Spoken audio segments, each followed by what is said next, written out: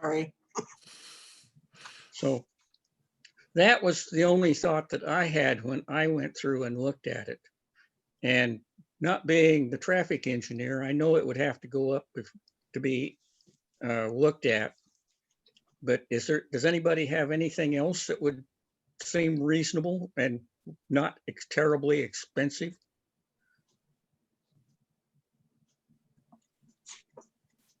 So I'm going to go ahead and speak up here a little bit. It's been a little bit since I read the letter, so I apologize for that.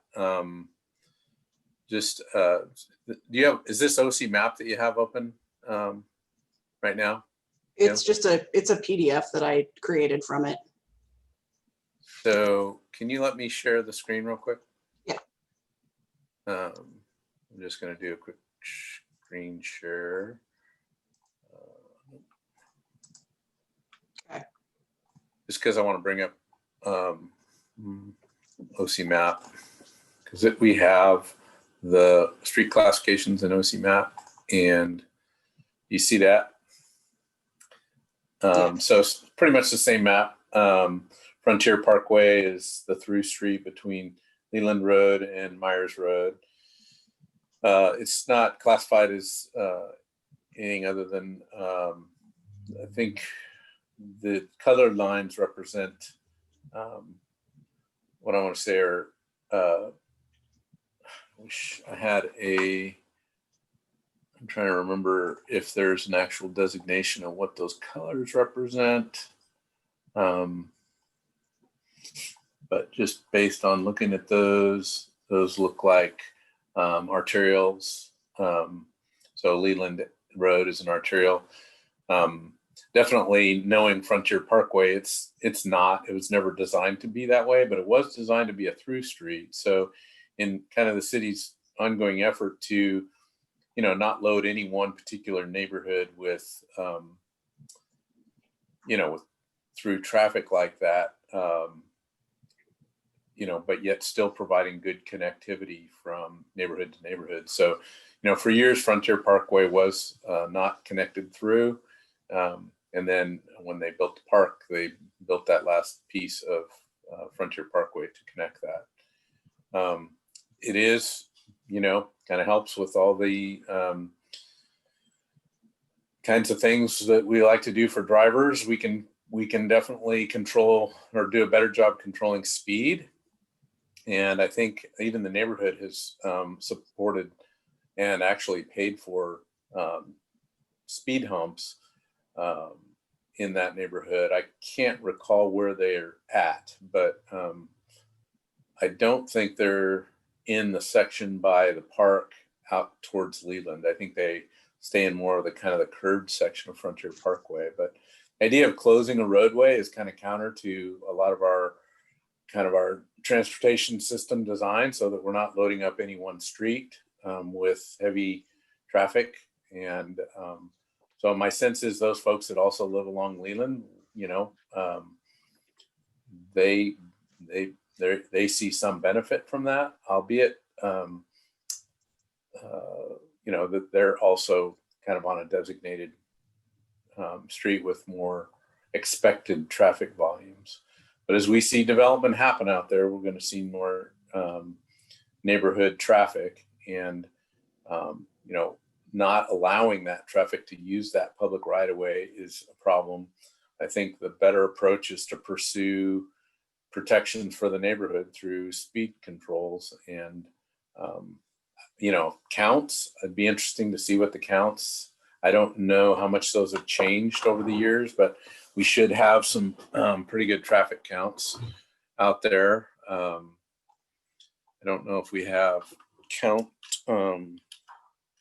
locations in this map, but we do have another map that shows all of our traffic counts and our speed data on it. So again, I didn't get too prepared to discuss this, but I just know, just based on neighborhood connectivity and flow of traffic, we kind of need a gridded network. And that's what, this is kind of the closest we come to that in Oregon City, other than what we might see in the McLaughlin neighborhood. A question, John.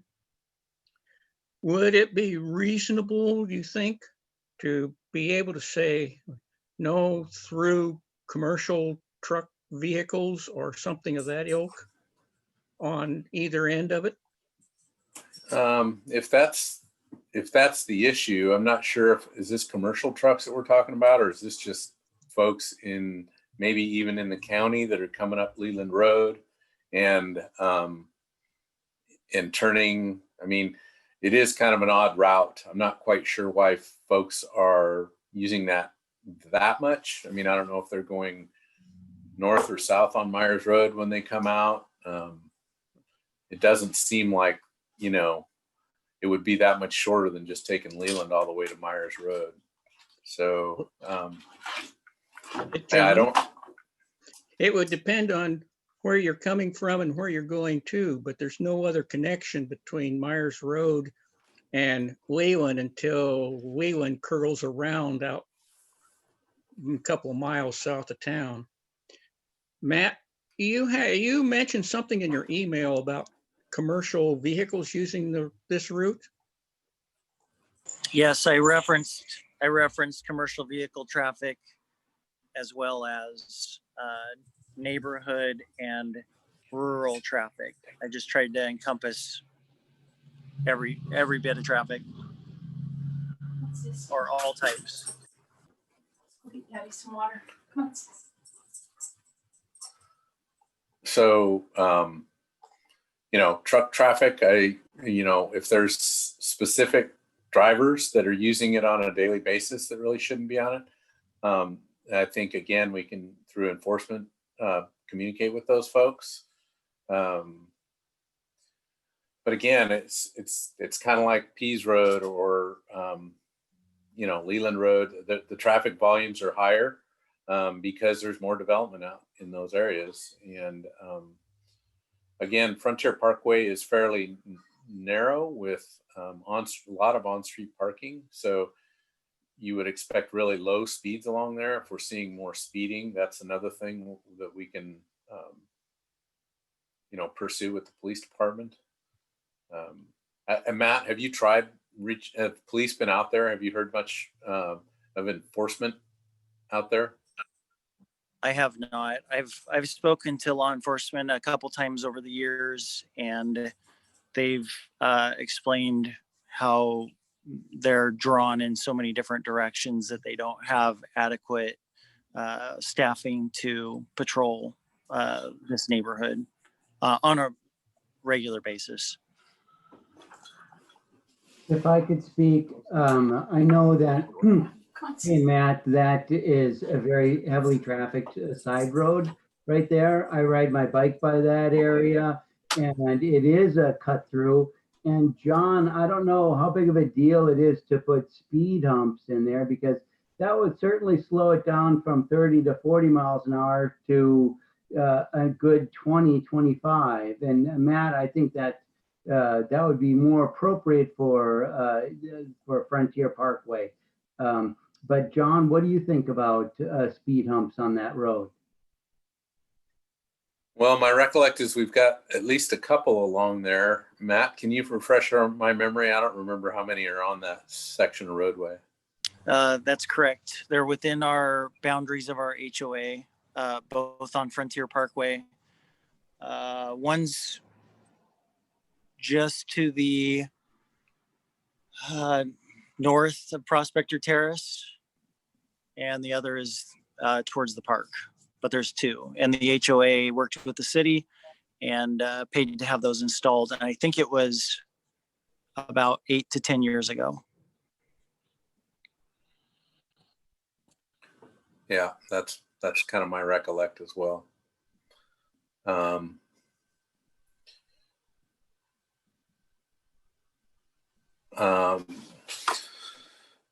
Yeah, have we, again, I think I'm not as prepared, I guess. I'm not sure if we've done any looked at any speed data through there, Matt.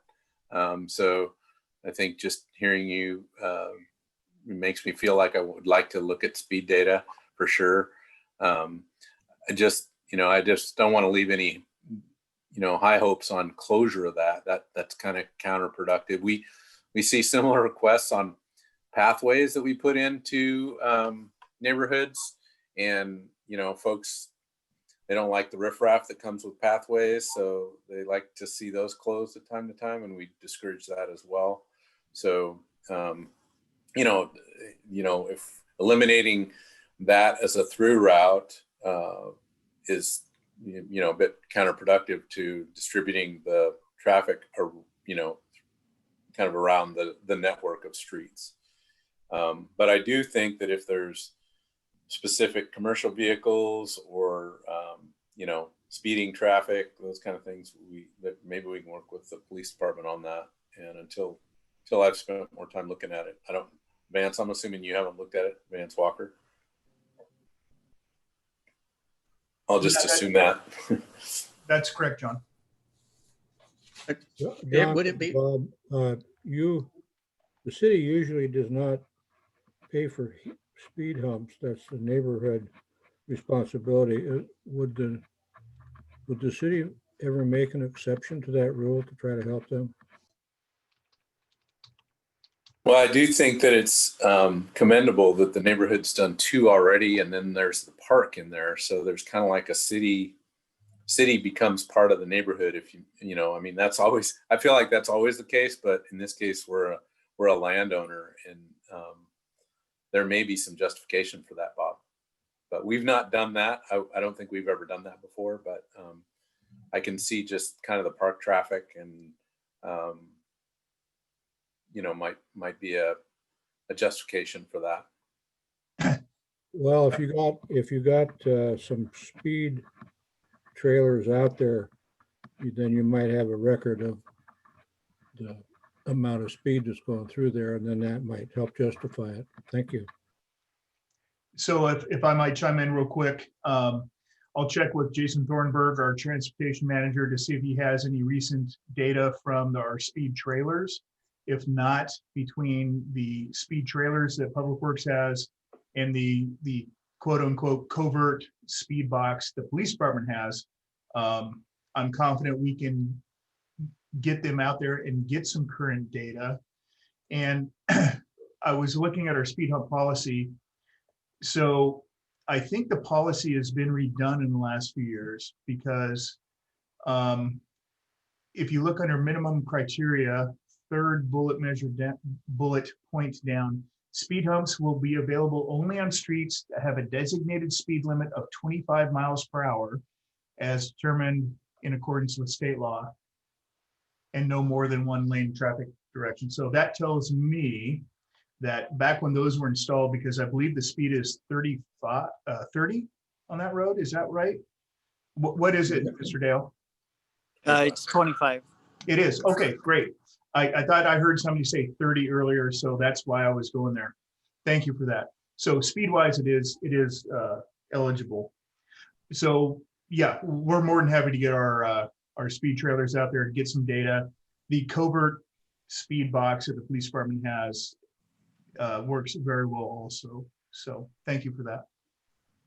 Would it be a reasonable time to suggest that we let the city staff do some research and come back to us at the next meeting with something, and keep Matt informed as to what's going on?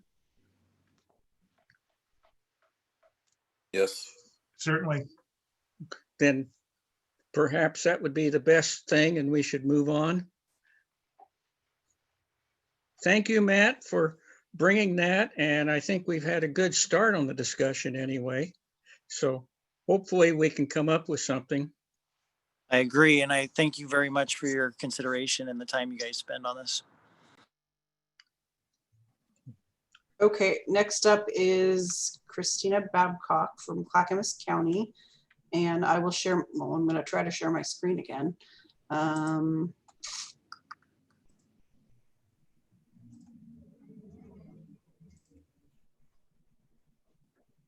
Hey, I see a shuttle slides. We're in the right, going in the right direction. You all see that? Yes. At least I do. Yep, I see it. I see it. All right.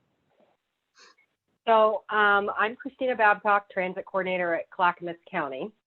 And I believe most of you have sat through at least one of my shuttle presentations in the last couple months. So I'm going to attempt tonight not to bore you guys.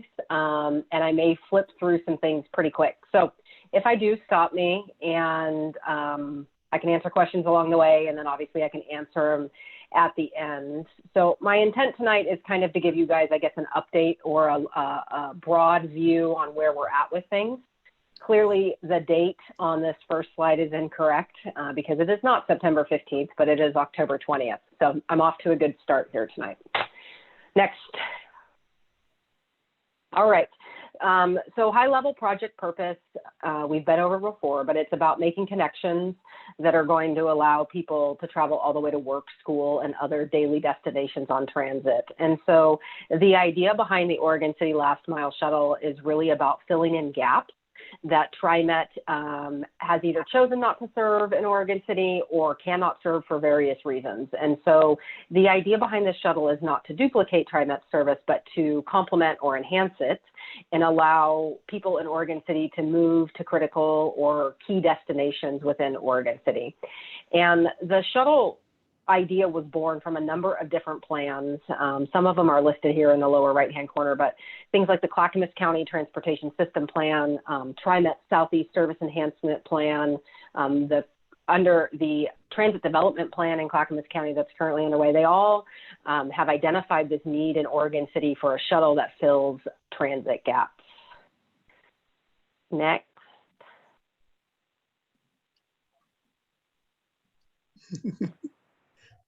Did I lose my slide turner? There we go. All right, so high level project and schedule, we have reached our final service plan stage. And so what we're doing right now is accumulating all the information from the public engagement, from the draft plans, from the jurisdictional meetings, from some of these presentations that I've done with a number of different groups, and making sure that we have a good final service plan in place. And then from there, we'll be going out to select a contractor to operate the service. We've procured buses, and we start to try to move this project forward. Next. All right, so what's in this final service plan? This is a long list because it's pretty comprehensive, but when we're looking at operating a shuttle plan, we need to make sure that we address all the issues that come along with operating transit service. And so, we started with what is the need, summarizing, previous plans, understanding what all these plans say and where the needs are at, talking about existing conditions in Oregon City from demographics to commute shed information, and then identifying some key activity centers. We need to have the full operations plan in there, meaning what type of service are we going to run? What does the route look like? Where are stops? How often does it run? All of those detailed things that are associated with operating a shuttle. And then all the way down to vehicles, maintenance, staffing needs, technology needs, coordinating with other transit providers, and then obviously a financial plan, and then at the very end, a full implementation plan. Next. All right, so part of it was identifying key activity centers. So when all was said and done, this kind of ended up being the list of key activity centers. And these key activity centers are important because these were the locations that were identified as the most critical to try to serve on this shuttle route. So Oregon City Transit Center was a given. That's where we're going to connect with all the other transit providers, whether it's TriMet or Canby Area Transit, Wilsonville, all the transit service seems to come to that location, so we needed to make sure that our transit service did as well for interconnectivity purposes. We have the hospital on there, some shopping centers, residential areas, and then higher education at Clackamas Community College. Next. All right, so service model and routing. So when you're talking about service routing, there's a couple different models that you can do. There's a fixed route model. And when we talk about fixed route, we talk about what everybody knows TriMet to be. So a bus starts at a certain location, it has fixed stops along the way, it ends at a certain location, and it runs the same route every time, making the same stops. Deviated fixed route is is a similar idea, but a little bit different and provides some additional flexibility. So deviated fixed route is a starting point. You have a starting point and an end point, and you have fixed stops along the way. But what you can do is you can deviate off that route up to 3/4 of a mile to pick people up or drop people off for a variety of reasons. So one of the reasons that comes to mind in Oregon City specifically is topography. There may be situations where people are unable to reach a specific stop due to challenges with topography in the area. Maybe it's too steep for them to walk. Maybe it's raining, and so it's quite slick, and so it's not safe for somebody to get to a stop. So they can actually request that the route deviate up to 3/4 of a mile, come pick them up at their location, and then same thing on drop off. And so that was the ultimate decision on the type of service that we're going to provide to make sure that it provides maximum flexibility, but also can keep a pretty consistent schedule, as people will rely on the shuttle to get, to and from places on, at specific times of the day, if you will. So again, at the bottom of this slide, touching on what we talked about, which is the key activity centers, and it must serve Oregon City Transit Center, must serve Clackamas Community College, and then the other ones should serve as many of these other areas as it could. Go ahead and flip to the next one. All right, this is a pretty busy slide. I'm not going to go through the whole thing, but essentially this is the process to determine routing. And so what you see there on the left are all these different route alternatives. And then the table shows different features of those routes: runtime, deviation buffers, number of key activity centers that are served, population coverage, job coverage, and we go through a process of elimination, if you will, right? And so if you're looking at this, alternative D only served 3 of the priority stops. And so that one, will be checked off the list as not really meeting our needs. So ultimately, the recommended route is I, and you can see that up in the upper right-hand corner. And go ahead and flip to the next slide for me. So this is alternative I. It ended up being a long route, but the long route is necessary to serve the areas of Oregon City that we want to serve. And so it's a combination of a loop service down there by Clackamas Community College and up in Clackamas Heights, and then a straight line service through downtown Oregon City, and then as you get down into the residential area. So within a 1/4 mile of this route are just over 15,000 people and about 8,400 jobs. As you can see, the total trip time is about 100 minutes and route length is 21 miles. The only key destination that is not served in this route is Oregon City High School. And something to note with that is TriMet has plans to adjust service on one of their bus lines, and now the bus line number escapes me, of course, but adjust service on one of their bus routes that will ultimately serve Oregon City High School. Ray, can you refresh my memory here? 32. Yes, thank you. The line 32. So the line 32 will have adjustments made to it in 2021 that will make it possible for students to access Oregon City High School and Clackamas Community College. And so we felt pretty good about the fact that that particular stop was not on this route. Most of this route is on roadways with no competing transit service, meaning TriMet doesn't currently serve it, which makes it the most effective route to draw in the most people that don't currently have transit access. Next. All right, so when you're talking shuttle service span and frequency, so the top bullet there says shuttles will run headways based on their trip length. So headways is the amount of time between shuttle services. So we have a run time of about 100 minutes. So what we will likely do is run 2 buses at about 60-minute headways. We may run 1 bus at 90-minute headways. We're still kind of trying to finalize that, but 2 shuttle buses running at 60-minute headways seems to make the most sense currently. Obviously, if you want to increase headways, or decrease headways, to 45 or 30 minutes, that would require additional buses, which at this point we have not procured, but we have procured 2 to get us started. Funding in the first year allows for about 60 hours of service per week, second year about 65. And so based on public engagement feedback, we're going to look to run this service from 6 a.m. to 6 p.m. on weekdays only for the first year. And that was indicated as a strong preference in the public engagement surveys that we received back. And it's really about making connections with TriMet to get people to and from work. That was the biggest kind of push in our public outreach, right, is getting people to the Oregon City Transit Center so they can connect and get to where they need to go. Go ahead and next. So in the second year and beyond, we'll look at expanding to weekends. We'll look to expand to weekend service, probably starting from about 11 to 4 on Saturday and go from there. Now, as we do year 1 and 2, a lot of this is going to be about evaluating ridership, right? What does it look like? What do the riders want? We'll put out surveys and try to gauge where the ridership makes sense moving forward. So we have a plan kind of in place for year 1 and year 2. After year 1 and year 2, it's kind of going to be up to rider feedback. Do they want to get rid of Saturday and add more hours during the week? Does it make sense to reduce hours during the week and add more hours on the weekend? Do we need to look at shortening the route, changing stops, et cetera, et cetera?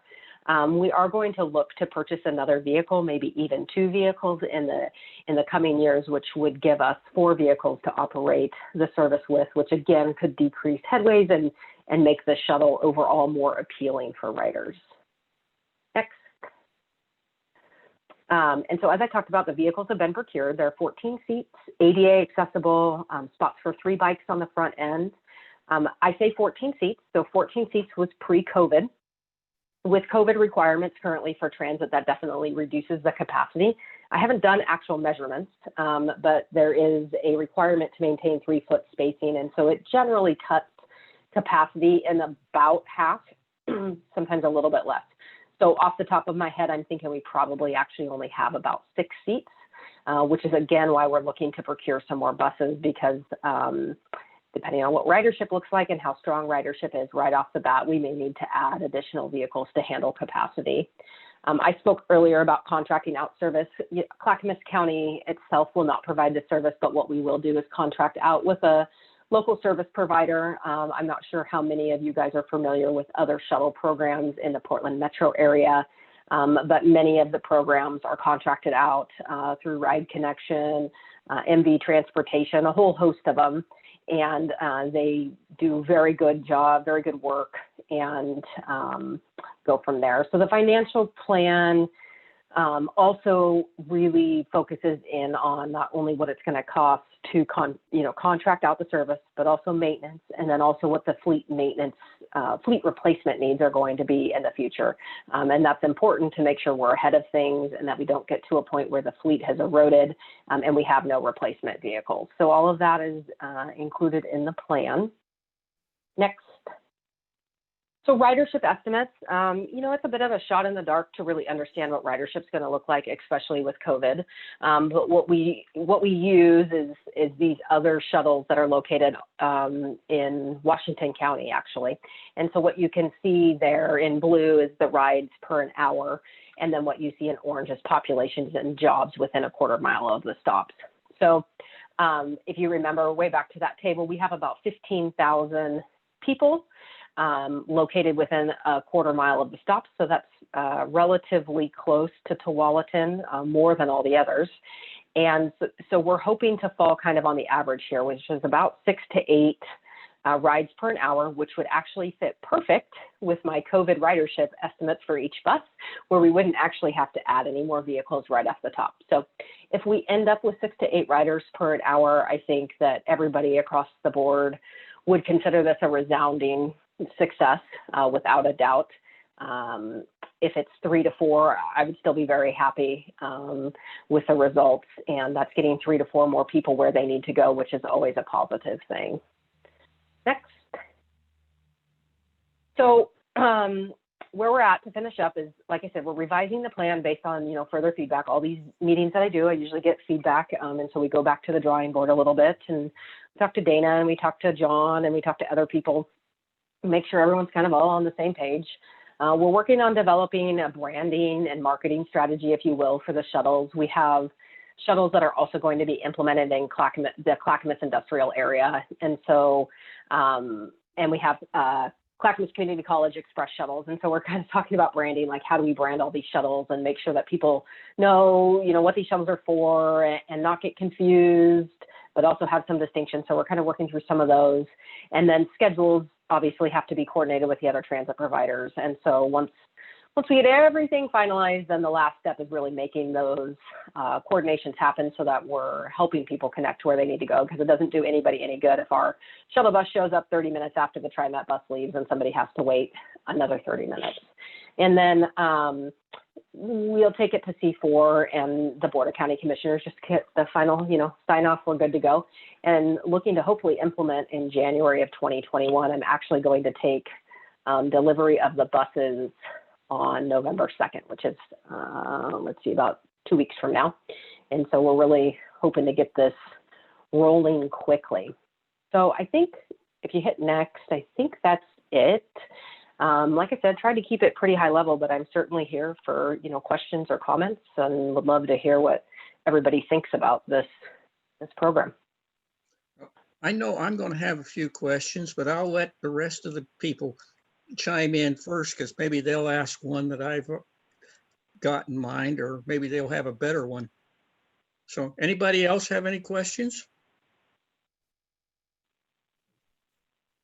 Anybody?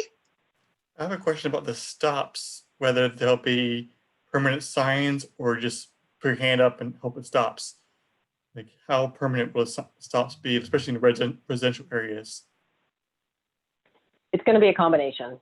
So it's a deviated fixed route, so it's always going to be a flag stop available. Anybody can put their hand up on the side of the road and say, hey, I want on, and we'll stop and pick them up, provided that it's safe, right? There are certain areas that's not safe to do so. In terms of things like, Oregon City and Clackamas Community College and other, like what we would call time point or major stops, we're gonna have to put a sign in the ground so people, have an idea of where to stand. First year, that's going to be hit and miss. It's hard to get infrastructure up and running at the same time where you're getting the shuttle up and running, but that's definitely in the plan to do. Okay. Could you kind of go over the pluses and minuses of route I versus route G? On your slide there, it looked like route G served more people and was a shorter route and got a better time for the route. So I'm kind of curious as to why it might not have been the choice. So Route G was initially the choice for all the reasons that you described. And then there was some discussion about providing service up to Clackamas Heights, that there is a large population, or I don't know if it's large, but there is a population of vulnerable citizens that live up in Clackamas Heights that really lack transit service. And so it was requested that we try to design something that serves Clackamas Heights. So the issue is, once you start to try to serve Clackamas Heights up here, and you have Clackamas Community College down here, how do you put it all together? And it results in a really long loop. And so this is where the feedback from the riders, the feedback from the contractor, and the feedback from everybody in the community is going to come in during year 1 and year 2 to say, they may say, whoa, like this just doesn't work. It's too long, people aren't using it, it's not serving its purpose, and we'll have to come back to the drawing board and say, well, maybe Loop G is the loop to use for this reason, or maybe we need to have a north route and a south route. How do we accomplish that? Where's the funding? How many vehicles do we have, et cetera, et cetera. So, Henry, at the end of the day, we have to pick one, right? Right. And we're probably not going to make everybody happy, but I think the aim is to try to make as many people happy as possible. And if we have to peel it back a bit, we can do that. I think that's about as good as explanation as I have ever heard. So thank you. You're welcome. And a small question is, how do you plan on handling vehicle maintenance? With 2 vehicles in service all the time, it would seem like you might need to have a standby or a backup. Right. So that's part of my next purchase, my next procurement. So here in the next probably month or 2, I'm going to try to procure another bus so that we have a third bus that can be the backup, if you will. In terms of handling maintenance, that's really going to depend on the contractor. Different contractors handle it differently. Some, they have an in-house process, if you will. They hire a mechanic who works on the buses and does all that and then bills the county for it. Some say we're gonna send everything out. So every time a bus has a problem, it goes to the dealership, or Freightliner comes out and works on it, or Cummins Diesel comes out and works on it. But yes, a backup bus is needed. We just weren't able to get everything in place with funding soon enough to purchase that third vehicle initially. So Christina, what kind of programs are you going to do to market this shuttle?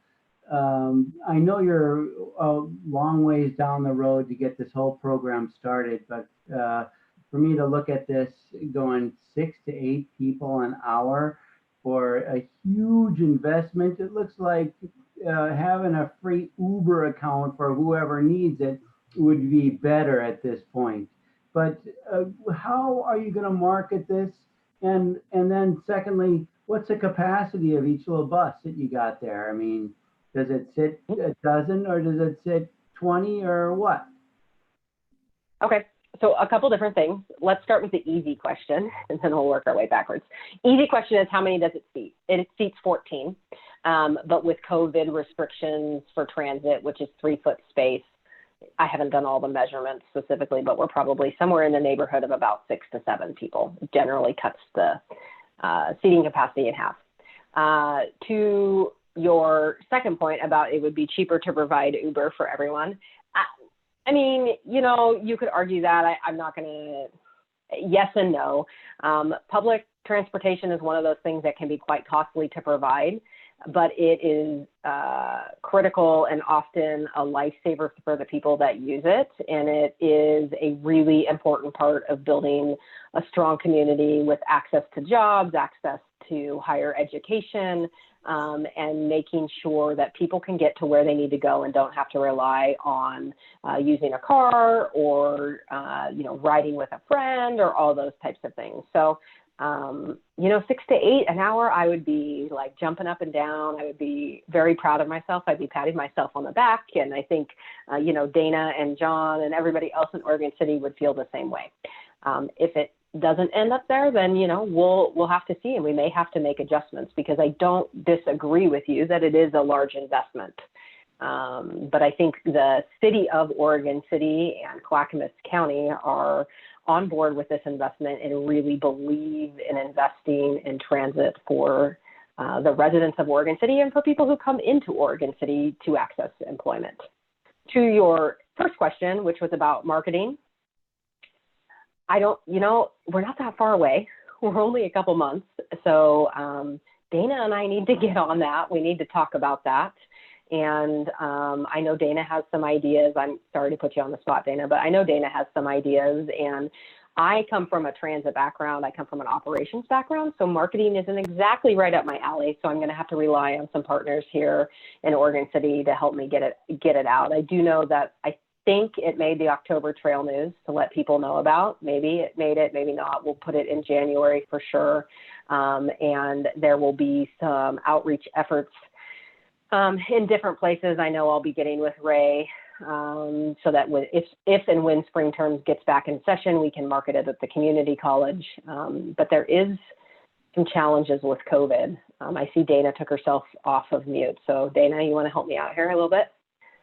Yeah, so the October Trail News will have a little bit of information about the shuttle, and it'll have a link to a city-hosted webpage for the shuttle. And as we get more information with the route and schedules, that kind of information will all be put on that webpage. The intention is if we're ready in time for the January Trail News, that we would have an insert. So kind of in the middle of that Trail News magazine is kind of a like old school centerfold you can pull out, and it would have the map of the stops and the schedule. So those that would be using it on a regular basis can take that out, put it in their bag, and head out to the temporary bus stop, whatever those look like. So for sure, an insert in the trail news with map and schedule. We'll also plan to do a utility bill insert with the map and schedule information. And then working with social media and kind of past that, we haven't gotten to that, but it's probably some outreach to some of those larger employers along the route that we identified. But the specifics we haven't worked through. Social media is probably going to be your biggest outlook. Oregon City Chit Chat and all those other social medias. But yeah, it's going to take a lot of marketing to get you guys up and going to 6 to 8 people an hour. Yeah, so we'll use Nextdoor and some of those things as well. But if you guys have ideas, we're always open to those as well.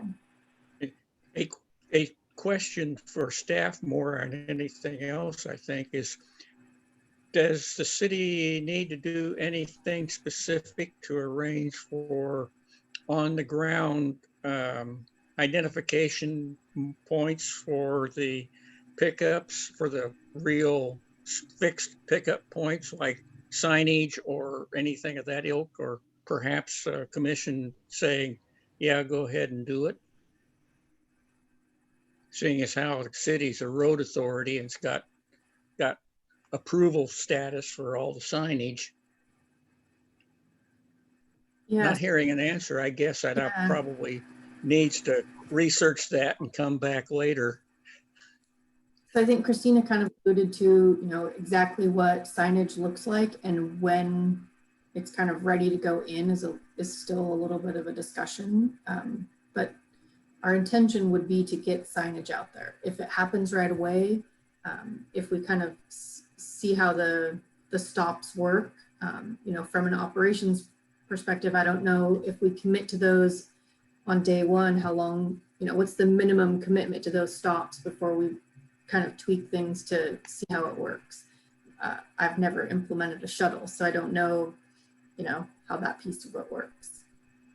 Yeah, let me add just a little bit to that. Some of them are pretty set, right? We're going to have a stop at Oregon City Transit Center. We're going to have a stop at Clackamas Community College. Those are going to change.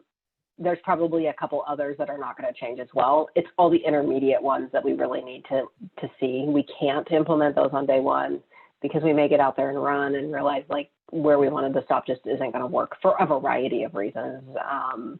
And so I would say it's going to be a bit of a layered approach, if you will. We're going to probably pick 4 or 5 key spots that aren't going to change no matter what. And then, slowly add on as it makes sense to do so. And as we ensure ridership's there and we want to spend the money on the infrastructure and go through the process to put signs in the ground. Just a thought is the TriMet uses those plastic orange signs for temporary stops, and they look pretty inexpensive. I don't want to use the word cheap, but inexpensive, and they're just strap on to existing poles and things. So maybe that's an answer for until you can figure out where they really should be. Yeah. I've got a couple of questions. What happens if you get halfway through the route and you reach your capacity of 7 passengers? What happens for the people on the rest of the route? And then also, has any consideration been given to alternate routes? You mentioned that you had to drop off part of a long route to accommodate the Clackamas Heights. So what about alternating different routes instead of strictly just the one? Okay. So what you described in your first scenario is always a worst case scenario for transit providers, and it's called turn downs. And it means the bus has reached capacity and we can't provide any more rides. And given the length of this loop, that's a really bad deal for a lot of different reasons. So that is actually one of the things that we've been discussing and how we're going to address those type of issues when they come up.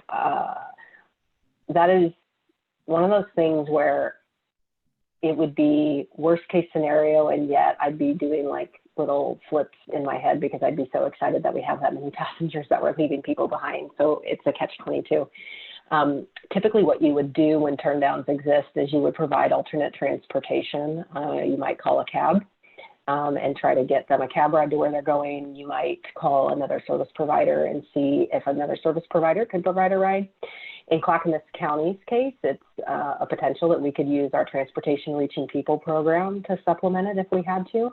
And so those are actually some discussions that we've been having recently to try to figure out, what would we do to deal with a situation like that. To your second point about other routes, you're absolutely right. Other routes are on the table, but I specifically am opposed to running different routes at the same time because of the confusion factor for riders.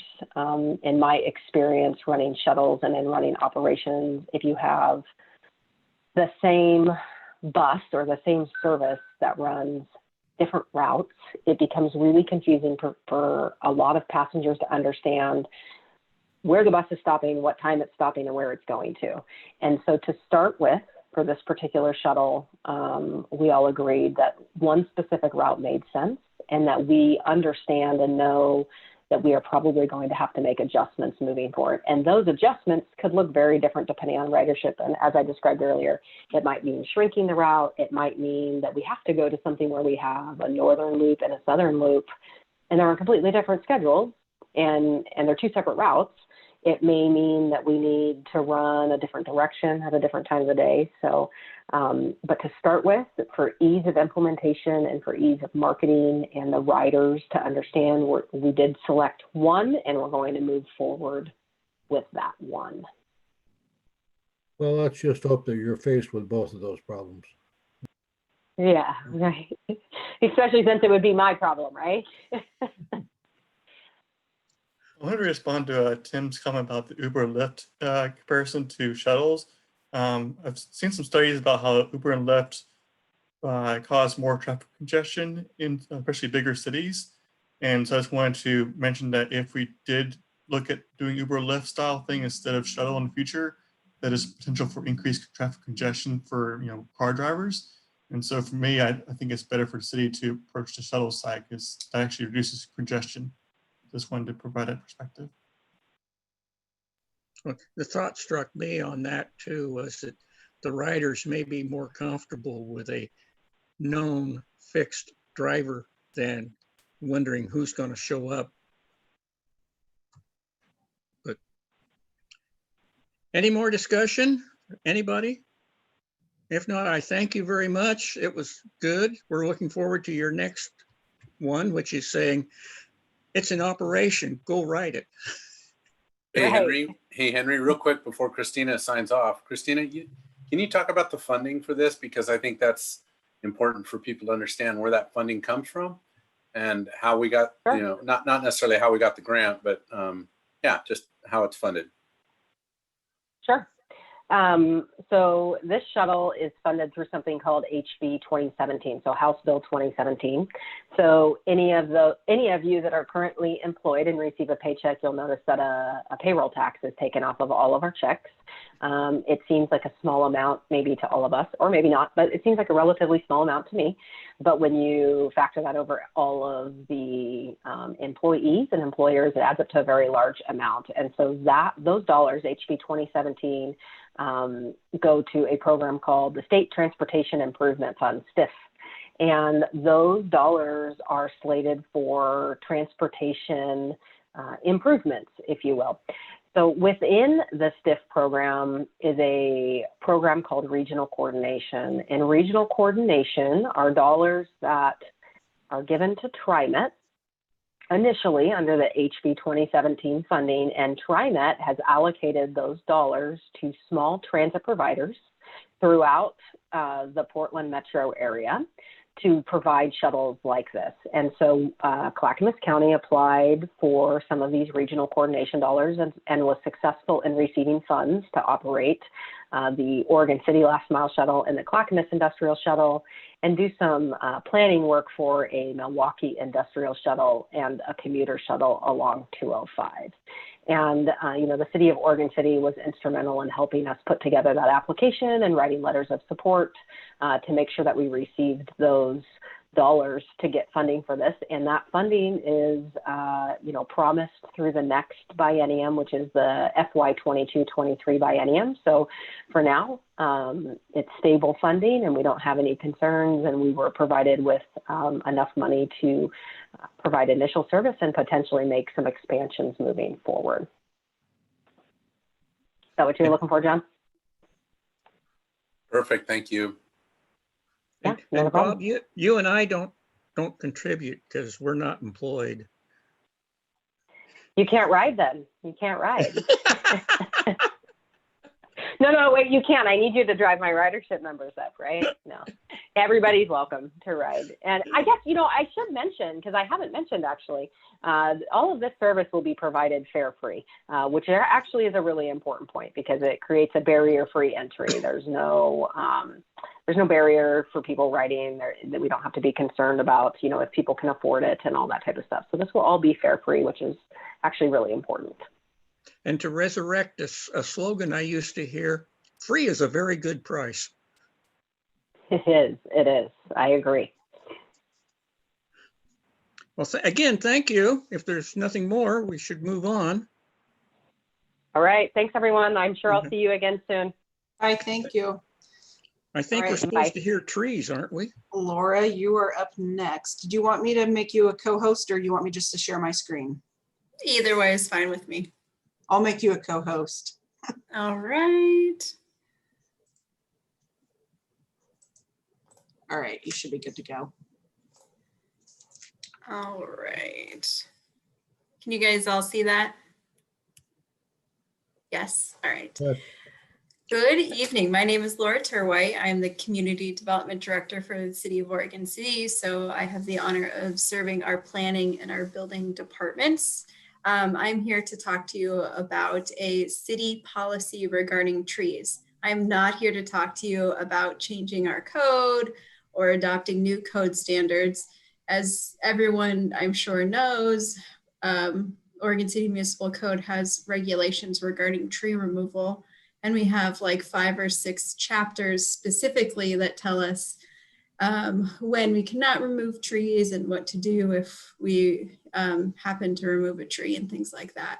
So this is one more thing to add on to those layers of existing codes. This is just for if Oregon City itself would like to remove a tree, what is our internal policies or what's our thought process and checks and balances, or if it's okay to do that tree removal.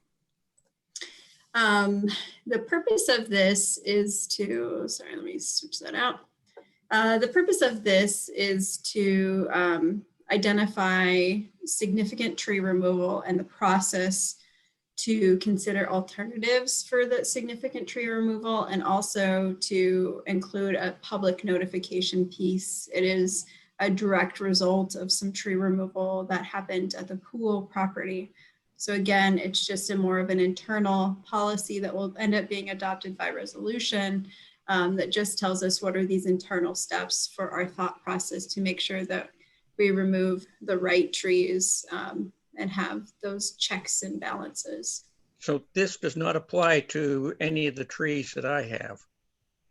It does not. It does not. And also these,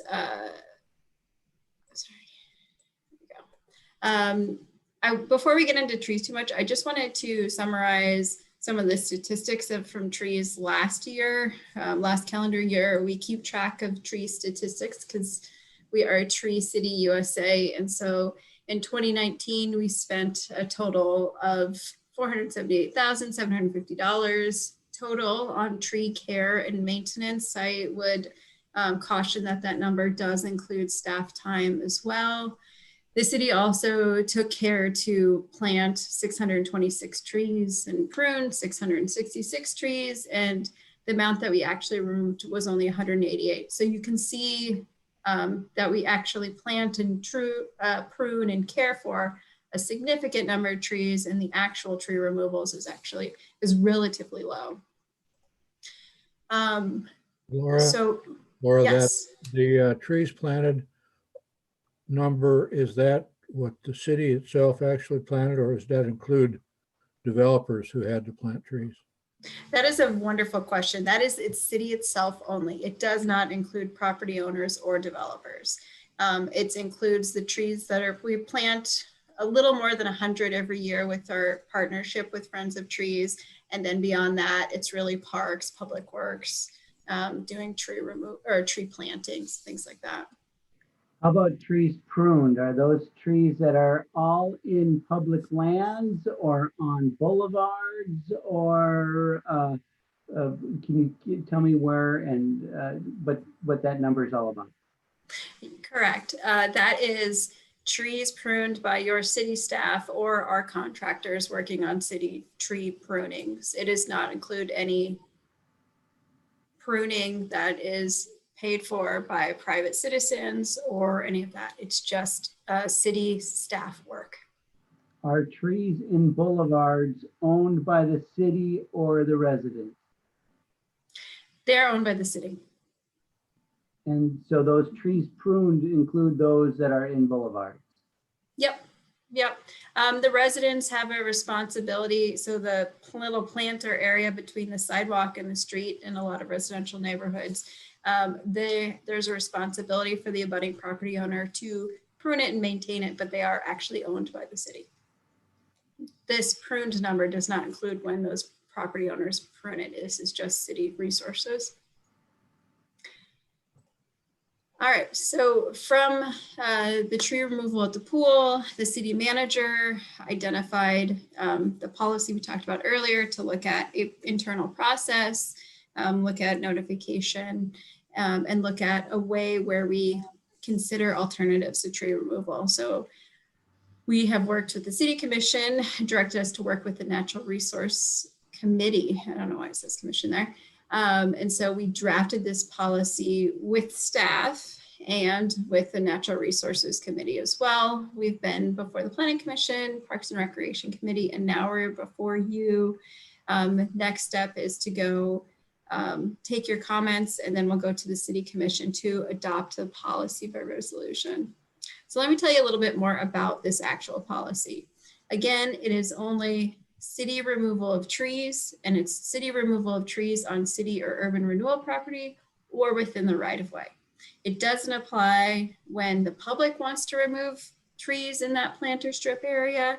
It doesn't apply when a public member wants to remove a tree on their own property. This is just an internal policy for city staff for city tree removal. The trees that would apply to this policy are limited, and that is because the direction from the city manager was to start to distinguish which trees do we need to put to a higher level of scrutiny. And so out of that direction was to use our heritage tree designation. And so that is what we've done. What you see on the list there is the list of species and sizes for our heritage tree program.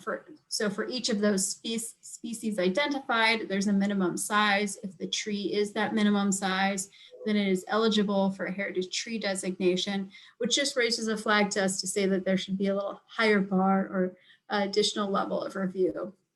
The Natural Resources Committee added an additional tree species to this list that's not on our heritage tree designation, which is the Pacific Madrone. So that's why you see that underlined as well.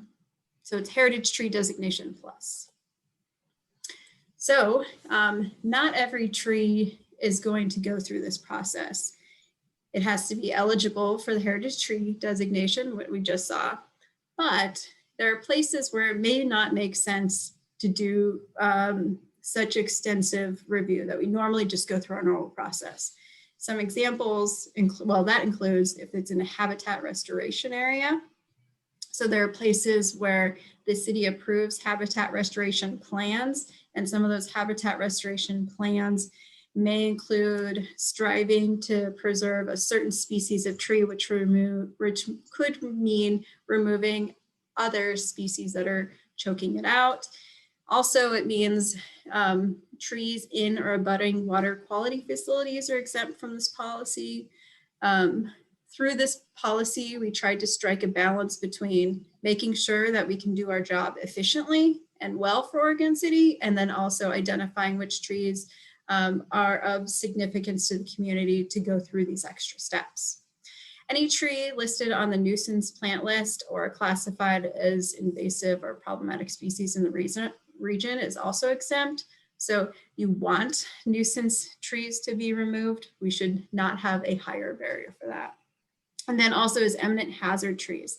An eminent hazard tree is one that has fallen over or has more than 30% of it has fallen over and is at risk to fall within the next 72 hours onto the right of way or onto a target that cannot be protected, restricted, moved, or removed.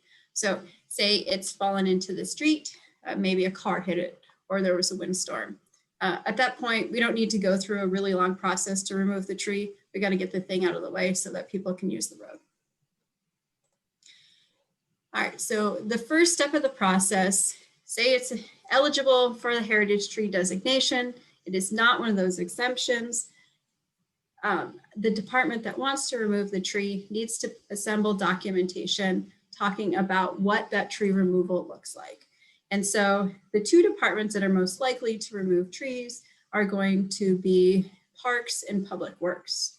Public Works probably going to be looking more at ones in the right of way and parks in the parks. Although they are responsible for a lot of other tree removals that might be subject to this as well.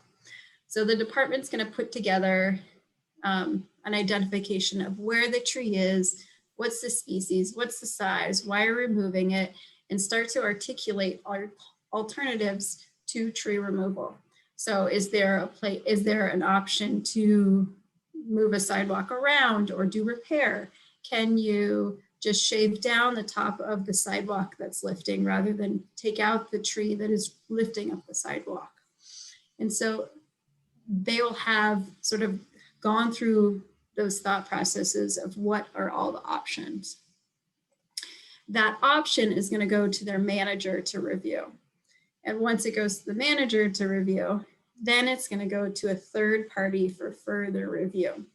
Now, the third party can be one of two entities. One is a certified arborist, or the other one is a group of staff members.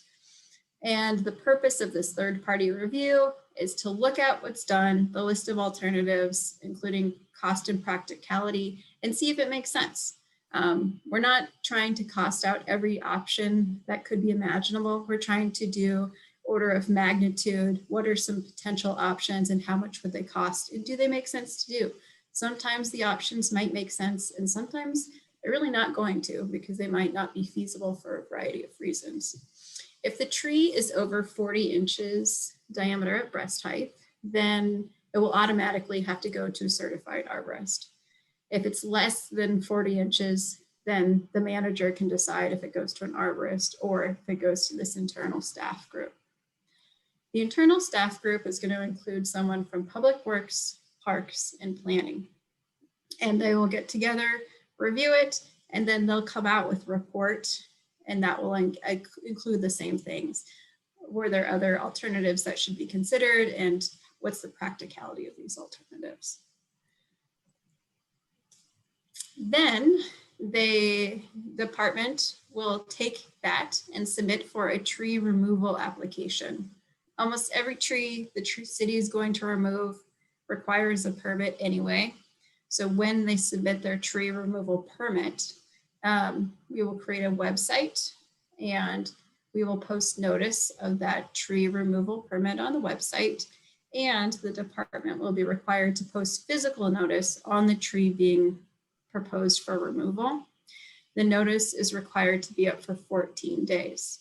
The purpose of this notice is to put people on notice that there is a public tree removal proposed and to give them a chance to look at the information. So So on the website will be the arborist report and all these different reports that have happened, and the explanation of why we're doing it and what the alternatives were.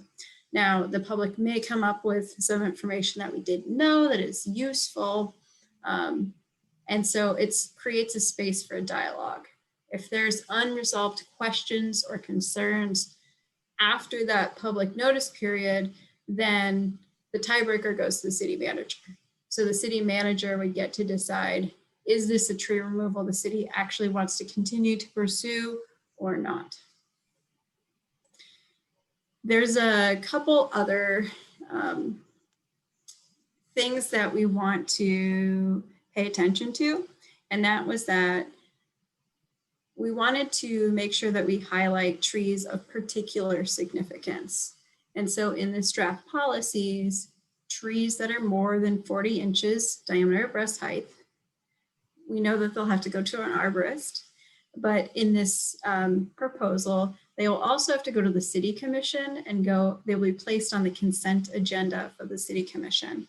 And that gives the city commission the authority to pull it off the consent agenda and have more of a discussion and talk to the city manager or the department about why it's being removed as well.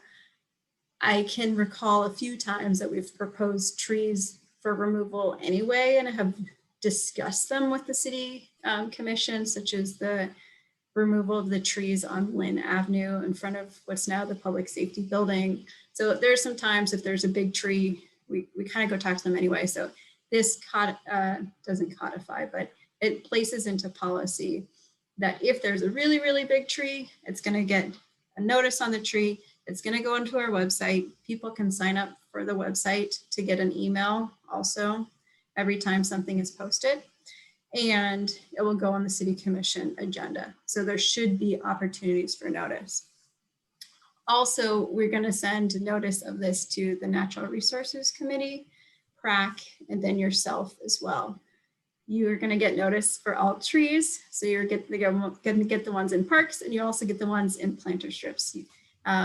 We just notice more than needed rather than less because we don't want to miss anybody.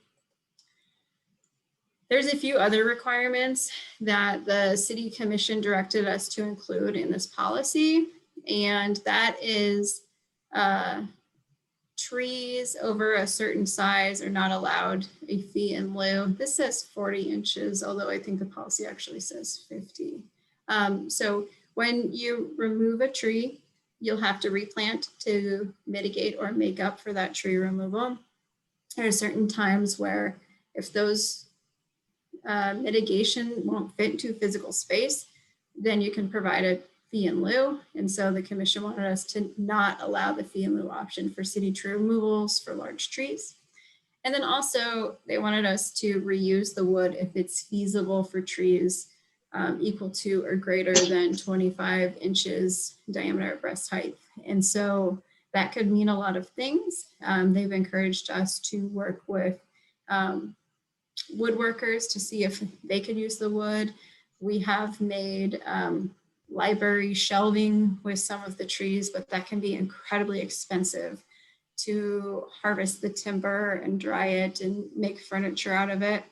At the very least, the city commission directed us, if the tree is good wood, so it's not infested or anything like that, and it's 25 inches or greater, we can try and find a source for community members who want it, or we could just create a pile of firewood and people could come pick it up and use it. So it could be used for public benefit is the idea. Everything I talked about certainly takes a lot of staff time, but it will also take a lot of money. And so a very important component of this is to make sure that we have a budget to support parks and public works to make these alternative options feasible. Now, if there's no money at all, then the policy still puts together thought processes and explanations of why we're doing what we're doing. But really the funding stream helps us pay for the arborist reports. It helps us pay for utilizing these alternative options because there's a lot of times when you're going to pay initial costs to save a tree, but there are going to be a lot of ongoing costs throughout the years to make sure that it stays established. And so we have talked to our finance department, and I tentatively identified an option for a $30,000 dedicated fund to Public Works and $30,000 dedicated fund to parks to help support this in addition to their normal funds that they currently use. That was my last slide. So you can choose to vote. You can choose to ask questions. I am here to present information. If there's a specific comment from the group as a whole you would like me to repeat back to the City Commission, I am more than happy to do so.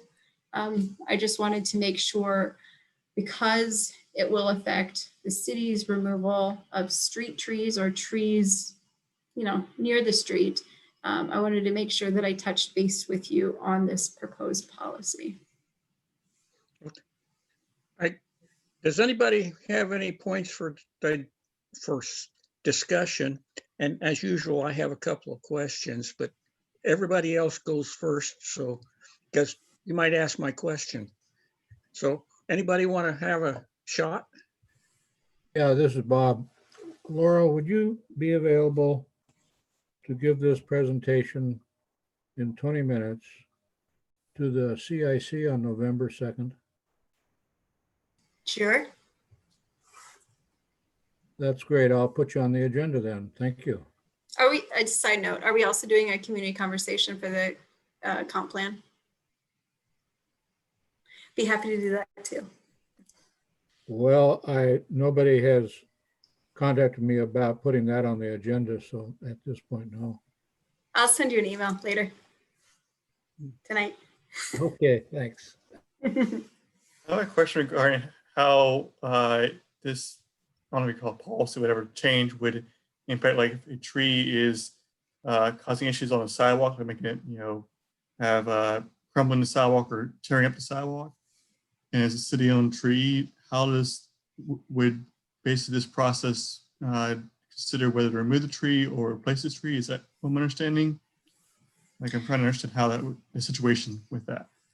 That's a good question. So if the code identifies that it's the abutting property owner's responsibility to maintain both the sidewalk and the tree, even though the city owns both those things. So it would really be up to the abutting property owner to do that. And this policy wouldn't apply because it only applies to city removal of those trees. However, it did open up a discussion, and John Lewis can weigh in a little bit more as well, where there was a desire from the commission to make sure that the city is open to sanding down the side, I'm using the wrong words, but leveling the sidewalks as opposed to automatic tree removal, that maybe we would allow more tolerance to grinding the sidewalks, that's the word I'm looking for, in order to try and preserve trees if we can. Is that fair, John? Yeah, I think we're hearing that, the value of trees is important to the community. What can we do in our walkways to maybe delay that removal? The challenge is it likely makes it an even bigger tree in a few years, but I think the objective is to try to seek out, things like grinding, bridging, anything that might maintain the tree. If a property owner is willing to allow the sidewalk to meander, look at those options, those kind of things. Okay, thank you. So just to be clear, because you said, city property, urban renewal property, or public right-of-way property. So sidewalk trees would fall into the public right-of-way category. Is that what I'm understanding? Yes, and they would be subject to this policy if the city were the one to want to remove them. So for example, if in the Malala Avenue project, if there was tree removal involved in that public right-of-way, this policy would apply. But if you as a homeowner wanted to just remove your street tree because it's lifting up the sidewalk and it's no longer compliance with ADA standards or something like that, this would not apply. So it's a So when I get sued because someone trips over the sidewalk that's being raised by tree roots, I can just pass that bill on to the city then.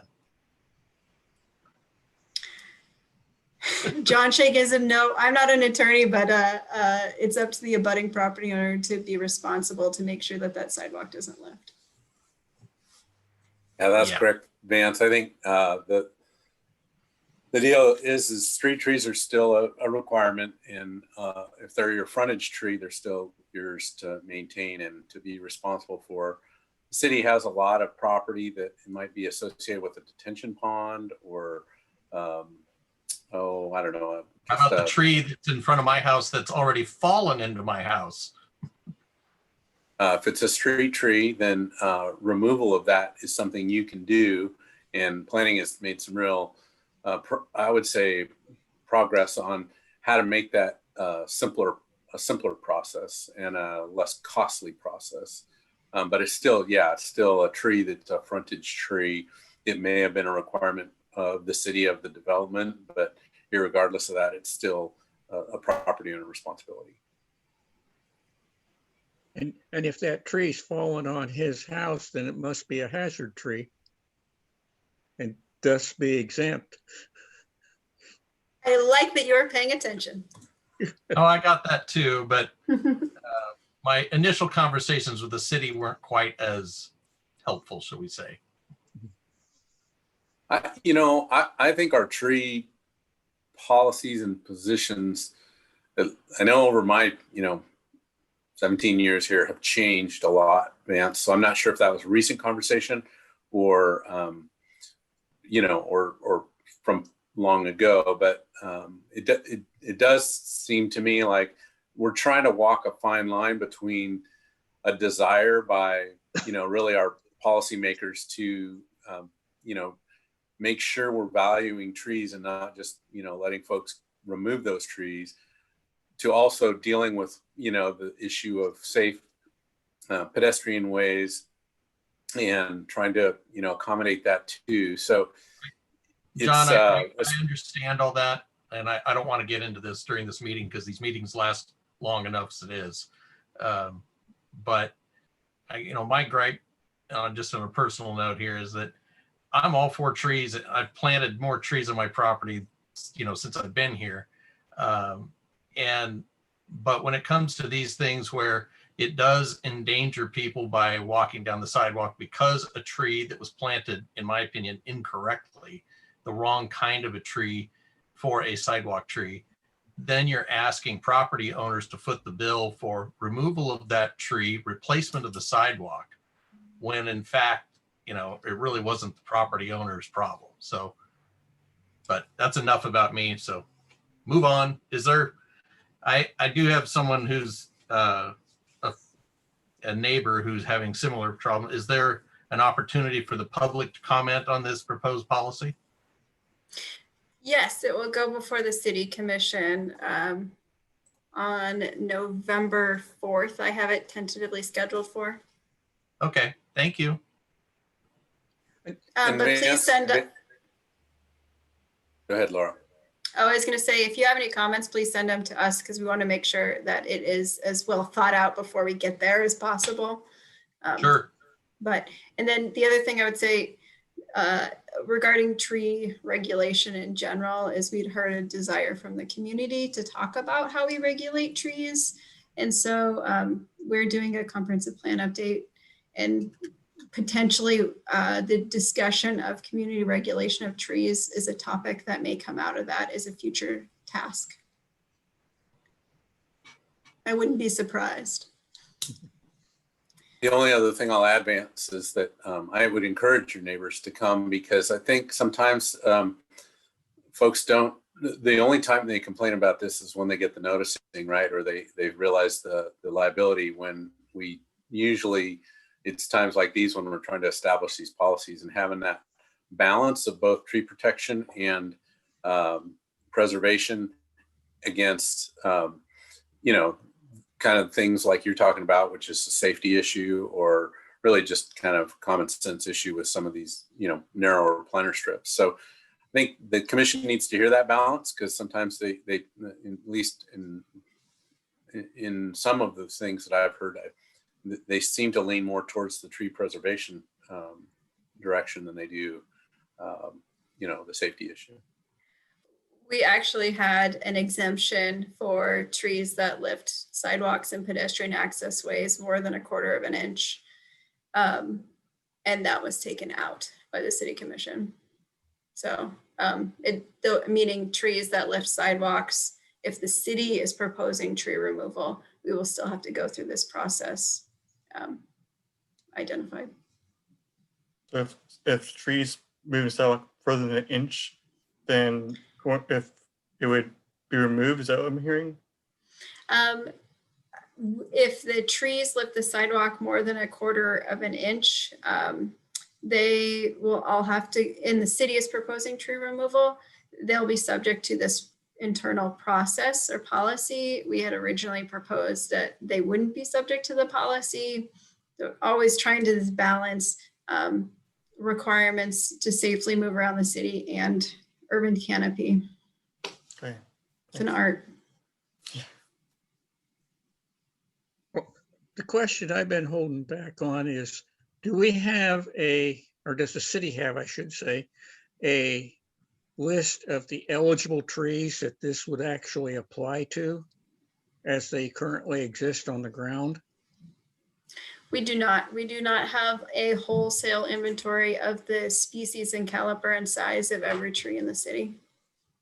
So how would we know if it's applies or not? Sorry, my kids are trying to get on the screen. Okay. We would know at time the city wants to remove a specific tree. So they would look at the species and the size as a part of that documentation process, and that would tell us if they're subject to the tree removal standards. It'd be nice to know beforehand. Anyway, Yeah. moving on. Yeah, it would be. We've been gaining more data about our tree sizes and species. It's just a challenge to make sure that we're up to date on all of those. So, anyway, if there's any more questions or more, I will thank you for the presentation.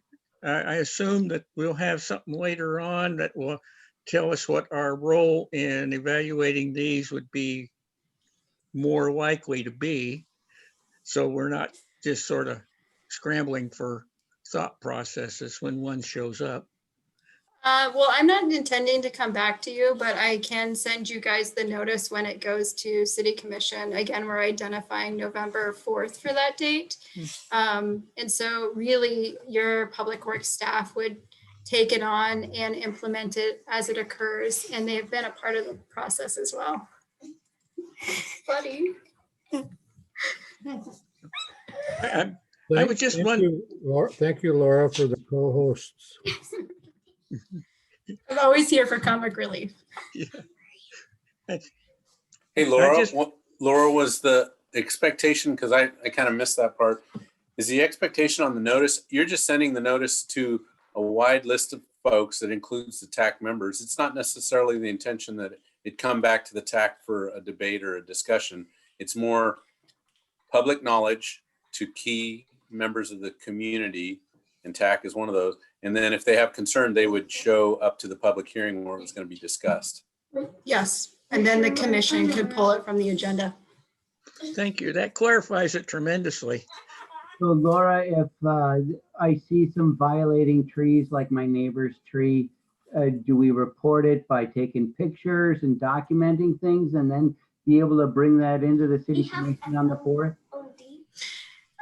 So the policy would be implemented just for city removal of trees. If you see trees that don't meet, or that I assume you're talking about lifting the sidewalk, OC request is a perfect avenue to go in through code enforcement. And so we quite frequently will get OC requests where sidewalks are being lifted and then COVID. sidewalks are being lifted, and then we will initiate code enforcement with those property owners. So we'll go talk to them. Normally they'll go to Public Works and they will talk about the sidewalk to see if they could grind the sidewalk or something like that. Or then they might come over to planning to try and remove the tree as well. We have, for street tree removal permits, it's a free permit charge, but we have mitigation standards to replant, so we want to make sure that the process is done correctly. Thank you. If there's anything more, if not, thank you.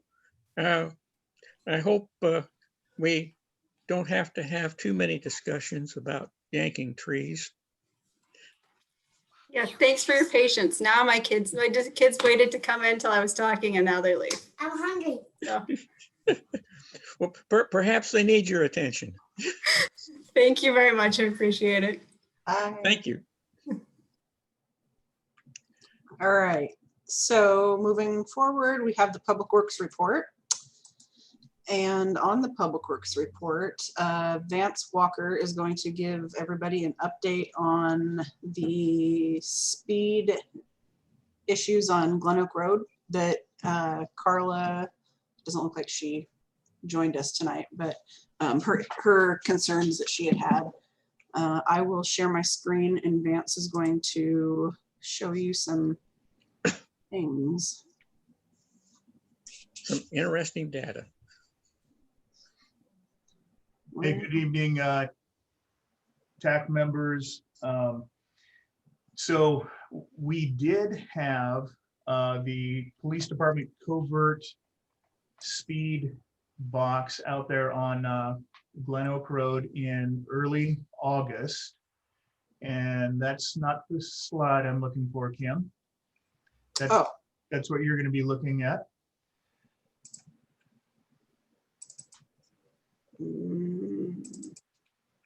This one? Same one. Mm. The slide that's up there is the terms expiration. Oh, you're not seeing my screen again. Where, those are us.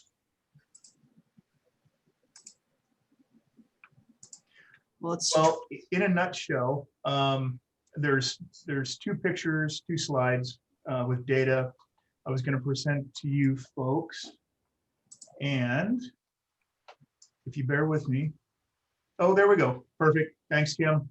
Okay, this is data that was taken from the covert speed box that was up for 1 week. Oh, and it actually looks like it was done in, yeah, early August. So in 1 week, 16,872 vehicles total were caught on the camera. I think the biggest thing that I took away from this is it's a posted speed limit of 35. The average speed is 29.35 miles per hour, with the 85th percentile at 37. You can see we had one person going 10 miles an hour at one time, and then we had probably some young guy like Vance Tong in his red convertible hot rod that was doing 66 miles an hour. My hot rod's blue. Oh, it's blue. You know, I figured a guy like you'd have a red convertible, Vance. No, that's me. Oh, you've got the Miata. That's well, Henry, stay off Glen Oak Road when you're doing. I will. So anyway, I thought this was a very simple, very telling bit of data about the speed collection there. Kim, if you can pull up the next one for me, please.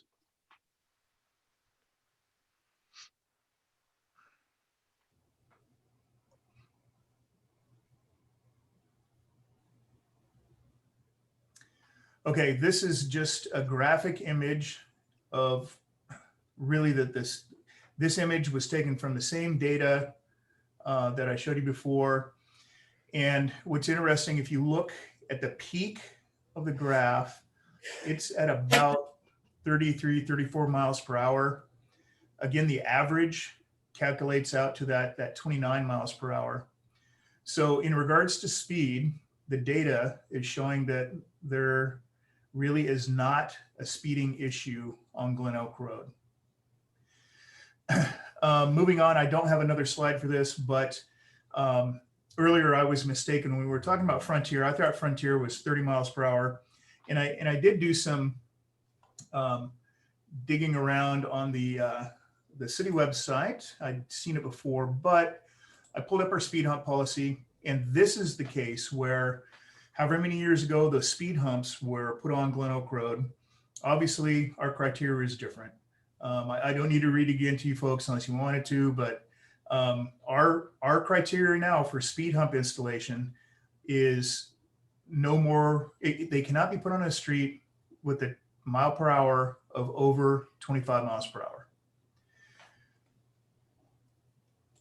And I personally went out and drove Glen Oak looking at the existing speed humps because Carla had the question of deterioration. They've held up pretty darn good on a road that's 35 miles per hour.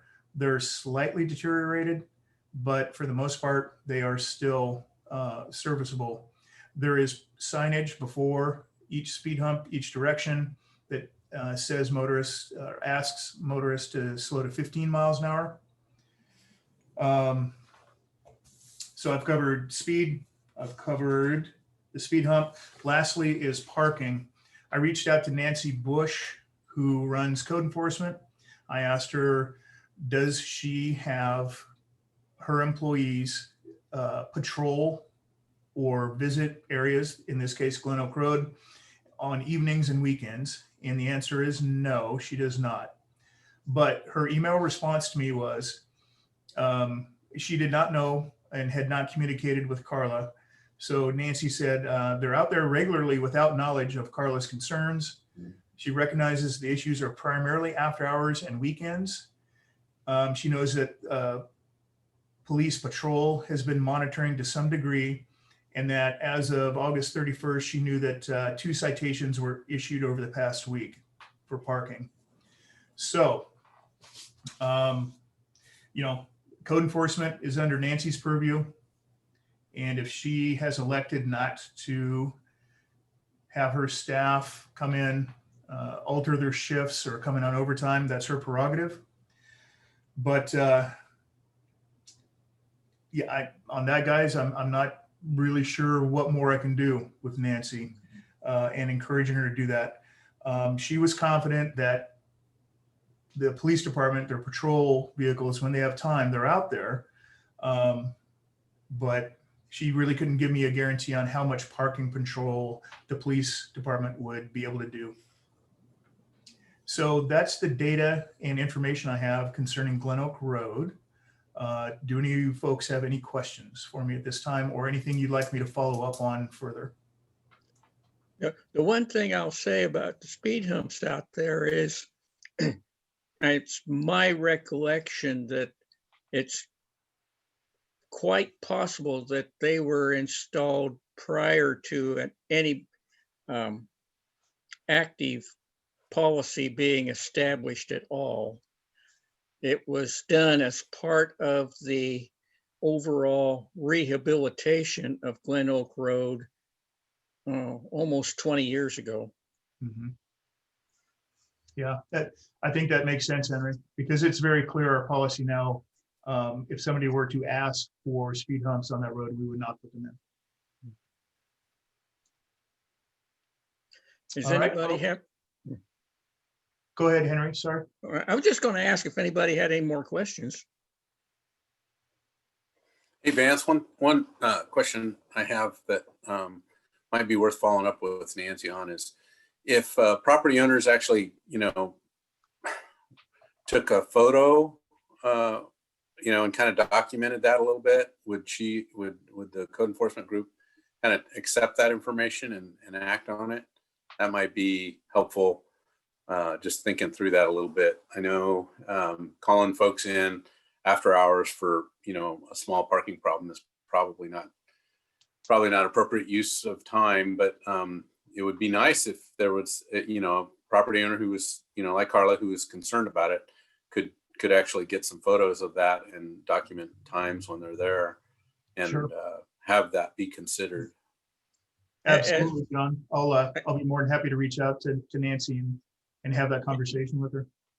As a side note on that, I submitted something very similar to what John suggested a while back, and they did look at it. I was careful to show the license plate ID, and I was careful to show the exact position in relation to what it was obstructing. But they were responsive. They did contact the owner and say, hey, this particular thing's in the way, take care of it. But an overall view of the thing, they did look at it from that kind of documentation. That's great information, Henry. I'm glad to hear that. And yeah, two, John, no problem. I'll be more than happy to have a conversation with Nancy about that. And I'll report back to you gentlemen next month on my conversation with her. Is there anything else of? One of the things I'm wondering about is what did they run into on High Street when they did working on the water lines? They haven't gotten out of those 2 blocks in a month. Well, Henry, they definitely had some issues with that job. Rock was one of them. Mhm. I'm trying to be very careful in how I word this, but I understand. Perhaps the contractor was not fully capable or had a full understanding of what this job was going to take logistically, and not just dealing with the rock, but logistically in regards to the planning necessary to connect services, do pressure tests, things like that.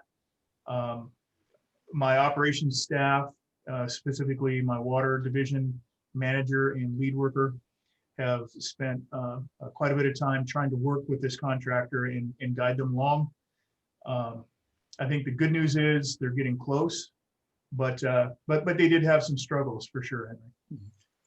What might have something to do with when Q West put the fiber optics in, they went up High Street to 3rd and then went over to Center and took Center and Washington. Yeah, I think you're probably right. I guess the other thing in response to that, it's been a good contractor from a workability perspective, but you're right about that phone duct, and all the storm laterals have been in that same kind of zone that you would expect the water line to be. So a lot of utility conflicts. Some were, marked, some weren't. So we discovered some things out there by way of a backhoe bucket. And so, yeah, I think it was a good firm. They've done quality work. It's just been, I think, troublesome with some of the existing utilities. So would you say there's a fair share of 100-year-old stuff that people forgot about that showed up? I don't know all of them, but I know that there was kind of a fair amount of frustration just kind of from the project management perspective as to, here's another unknown that, yeah, we have to deal with. So, yep. Hey, on the Glen Oak Road, on the Glen Oak Road thing. So obviously, Carla, I think it was her name. She put a lot of energy into that. I guess, does the TAC want us to put together a response letter for Henry to sign? Is that okay? Or do you want us to bring it back, or how do you want us to close this one? Because it wasn't just, a phone call or a complaint. She put some energy into it, and I respect that. And I don't know. It would seem like it would be appropriate to have some sort of a written response back saying this, the staff looked into it. This is what they found. This is the conclusions they've come to.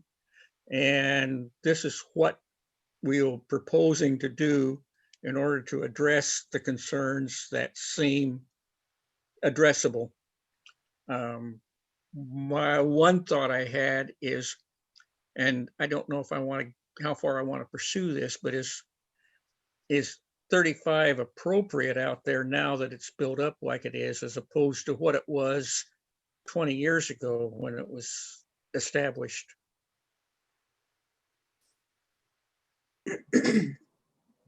Well, that's quite a bit there, Henry, but how about we take a whack at it and bring it back to the committee next month? Sounds and, fine. Provide it ahead of time and you guys can bless it or not at the next meeting. I think Sounds good. I think a lot of that speeding issue is going to go away with the advent of Myers Road. Myers Road will go ahead and take a lot of that fast traffic, and actually Glen Oak will actually be slower than Glen Oak, or Glen Oak will be slower than Myers Road. Yeah. So the problem may solve itself. Yeah. I think the problem's probably going to move over to Myers Road by the high school. Mm-hmm. I think you have a good point, Tim. In regards to speeding, the parking, that's another issue that does not relate to Myers, but speeding wise, I think you're absolutely correct.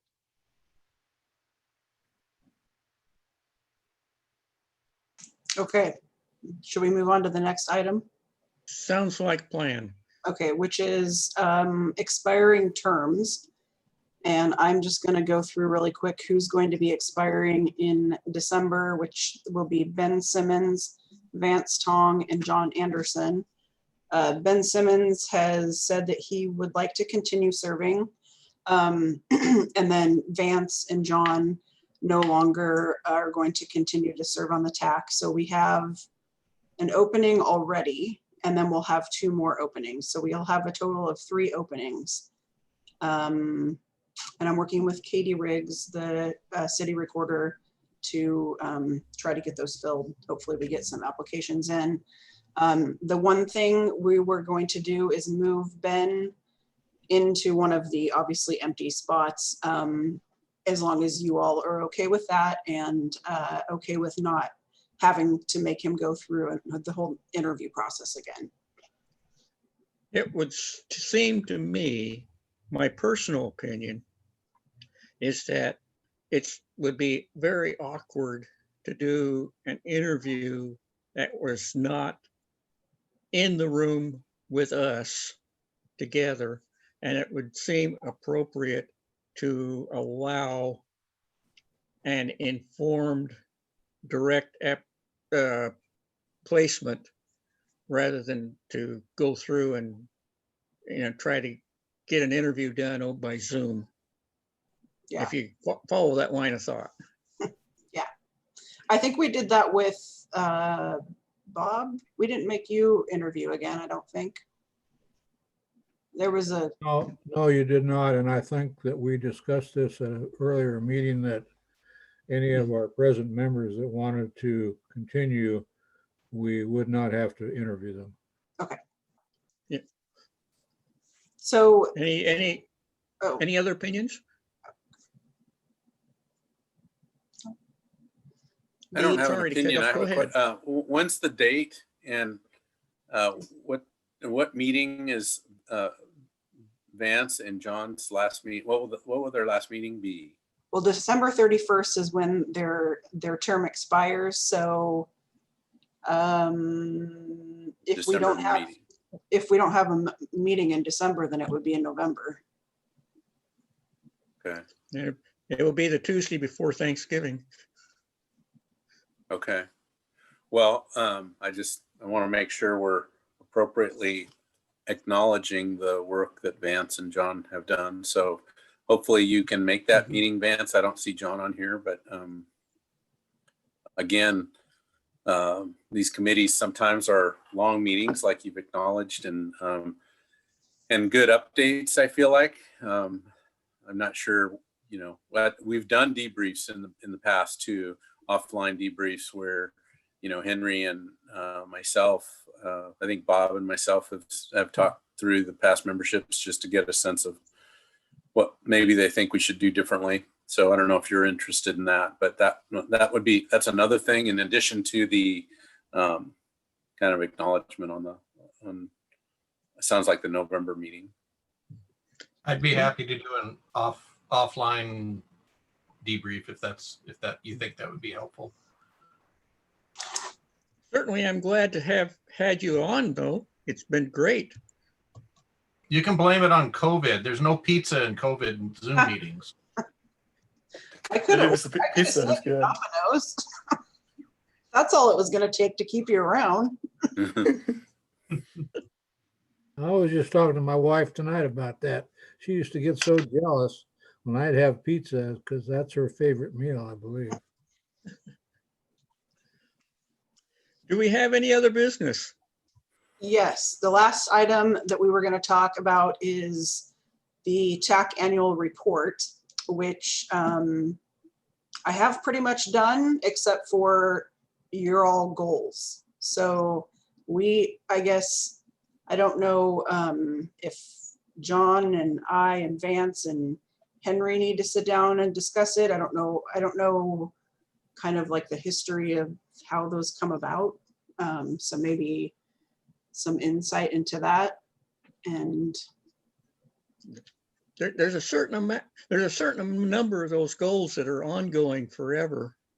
mhm, And so, supporting the goals of the commission is one that you can always safely include. mhm. And certainly I think that educating and we're- hearing the citizens, providing thinking outside of normal. So, When does the city commission establish their new goals? They won't do that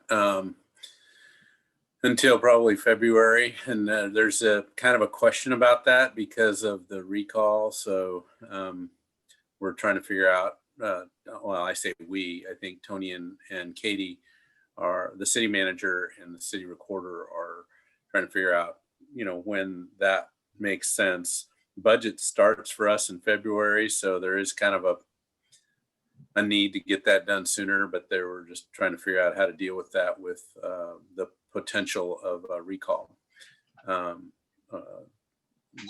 would remove the mayor. And but I think, from our perspective,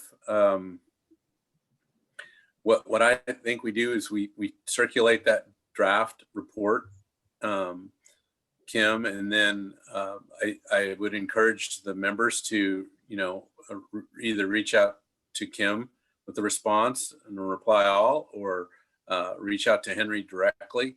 We've typically had sit down with the chair and co-chair sometimes too. I know there's been more than one, and we've talked through those a little bit. Usually the tendency is to bite off of way more than we could, effectively manage. So, usually that happens, and we as staff try to push back a little bit and say, can we really get that accomplished and do a good job with it, or are we setting ourselves up for failure? But I guess I just would encourage some of your individual thoughts on maybe the top 2 or 3 goals that you'd like to see accomplished, and then we work through that a little bit and see if we can get there, and then bring that back. If we could get that done and bring that back in November, that would be good too. Okay. And then we can talk about, I guess the other thing is there's usually a report that goes to the commission. So, that whether that's the chair's job or somebody else that's passionate about it, or maybe passionate's the wrong word, that's willing to go and talk in front of the commission, that could, we need to figure that out. But I agree the goals come together in kind of an informal way, but we usually do some outreach like this to each of you to kind of say, what is it that you're really interested in? And, some of you are predictable. We know a little bit of what you're interested in. Others are not so predictable. Okay, wanted I to will add send one out what I've got done so far then to all of you. And then, like John said, you can send it back I to wanted me. to add one more thing, and John and Kimberly can correct me on this if I'm wrong, but my seat on the TAC is appointed by the Chamber of Commerce. So you won't have to worry about filling that. In theory, they'll designate someone and just let you know who's going to take my place. one of our goals could be to have Vance continue researching how to put those safety messages on the trucks. That's true. Kim and I were just talking about that, Henry, and I'm sorry I haven't put much time into that, but we were just talking about it last week. Well, I hope you were thought it was a good idea anyway. Yeah, absolutely. Certainly worth looking into. Yeah. Anything else? Good of the order? Anywhere? Going once, going twice? We're adjourned. Thank you very much, everybody. Good Thank meeting. you.